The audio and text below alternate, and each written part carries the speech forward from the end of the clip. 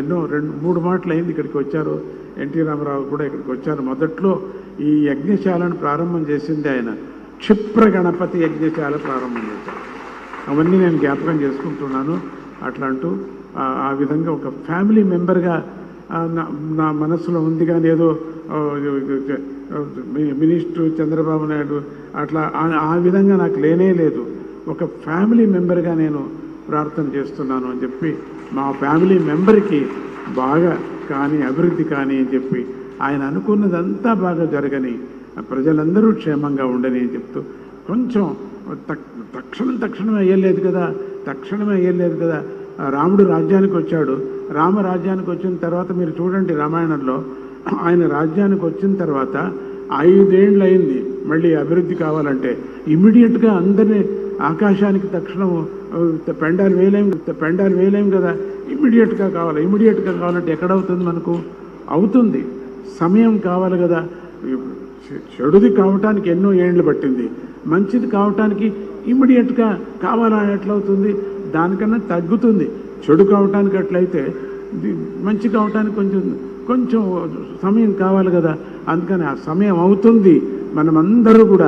అందరూ దానికి సహాయ హస్తలుగా మనం అందరూ అందిస్తాం అని చెప్పి ఈ యొక్క పెద్ద యజ్ఞం చేస్తున్నారు ఆయన. మనసులో చాలా పెద్ద యజ్ఞం. ఏదో ఒక అమరావతిని, మనకు అమరావతి అనేటువంటిది ప్రారంభంలో నేను సంతోషపడ్డాను, అమరావతి మనకు వచ్చిందని. మళ్ళీ అమరావతి మనకు వచ్చేసింది. అమరావతిలో మనం ఉంటున్నాము. అమరావతి అని చెప్పుకుంటున్నాం మనం. ఇంతవరకు నేను విజయవాడ అనుకుంటుంటే, అడిగారు అమెరికాలో కూడా, మీ రాజ్యం ఏది అని. విజయవాడ. ఏం చెప్తున్నాను? ఇప్పుడు చెప్తాను నేను, అమరావతి అని చెప్తాను. రాజ్యం నేను చెప్పుకుంటాను, నా అమరావతి నేను చెప్తాను. అటువంటిది అమరావతి అంటే ఇంద్రలోకము అన్నమాట. అటువంటి స్వప్నాన్ని చూసి ఇప్పుడు చేయటానికి ప్రారంభం చేసుకున్నారు.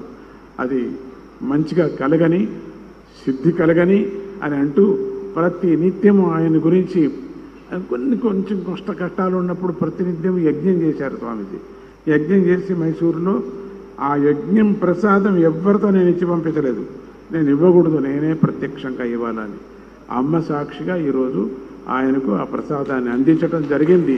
నాకు సమాధానమైంది అని అంటూ, ఆయనకు శ్రేయస్సు కలగని అని అంటూ ముందు కార్యక్రమానికి 4 మాట్లాడాలి. మీరు